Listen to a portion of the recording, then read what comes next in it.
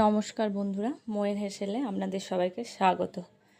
আজকের রেসিপি মিষ্টির দোকানের মতো কচুরি বা পুরির সাথে খাওয়ার যে তরকারিটা পাওয়া যায়, সেই তরকারি একদম পুরোপুরি সম্পূর্ণ নিরামিষ তরকারি, আলুর তরকারি।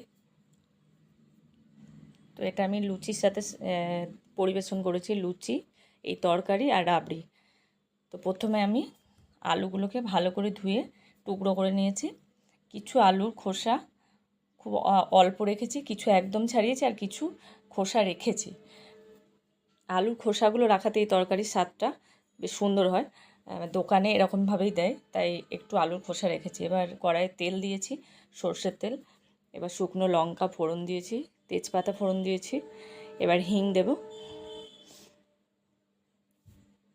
এবার 5 ফোড়ন দিয়ে দেব। এবার সব শুদ্ধ একটু নেড়ে নেব। একটু ভাজা ভাজা হয়ে গেলে, সেন্টটা সুন্দর উঠলে,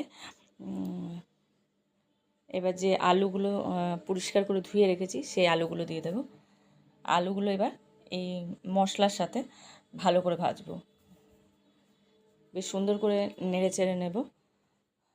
আলুর যে একটা কাঁচা কাঁচা ভাব, সেটা যাতে চলে যায়, বেশ সুন্দর করে অল্প আঁচে ভাজবো।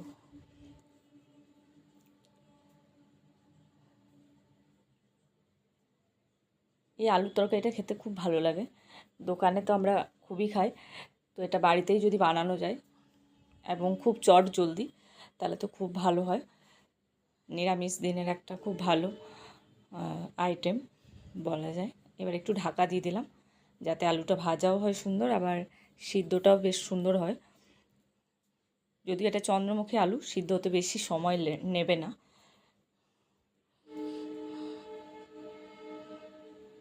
আবার একটু ভালো করে ঢাকাটা খুলে নেড়ে নেব।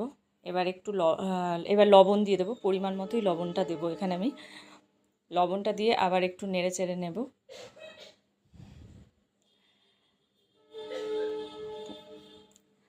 আবার একটু নেড়ে টেড়ে এটাকে ঢাকা দিয়ে দেব বেশ সুন্দর করে। আবার ঢাকা খুলে আবার একবার নেড়ে নেব।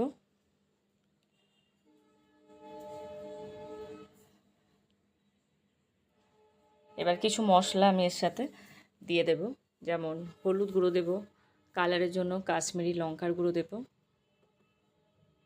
ধনে গুঁড়ো দেব,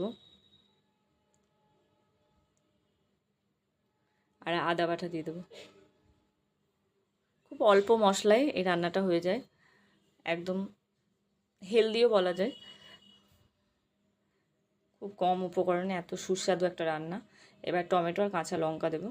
ঝালটা তরকারিতে যে যেমন খাবে সেরকম দেবে, তবে এই তরকারিটা বা সবজিটা এটা খুব মিষ্টি মিষ্টি ঝাল ঝাল বেশ সুন্দর হয়।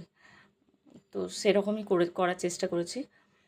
আবার ভালো করে নেড়ে নেব।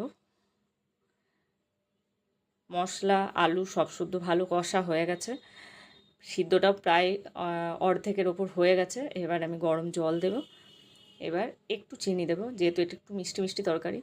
অবশ্য মিষ্টির দোকানে রসগোল্লার রস দেয়, যেটা আমি চিনি দিয়ে দিলাম। আপনারা চাইলে সেরকম দিতেই পারেন। ঢাকাটা খুলে নিয়েছি, দেখুন আলুগুলো সিদ্ধ হয়ে গেছে একদমই।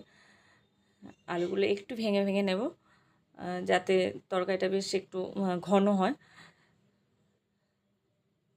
এবার কাসুরি মেথি দিয়ে দেব, আর যে ভাজা জিরে গুঁড়ো ওটা দিয়ে দেবো। বাস এবার সব শুদ্ধ ভালো করে মিশিয়ে নেব।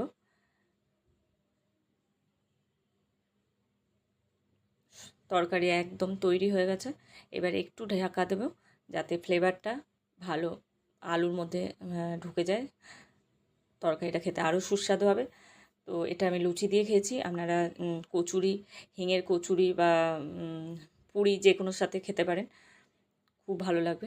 ভিডিওটি ভালো লাগলে লাইক করবেন, শেয়ার করবেন, রেসিপি ট্রাই করবেন এবং কমেন্ট করে জানাবেন কেমন লাগলো।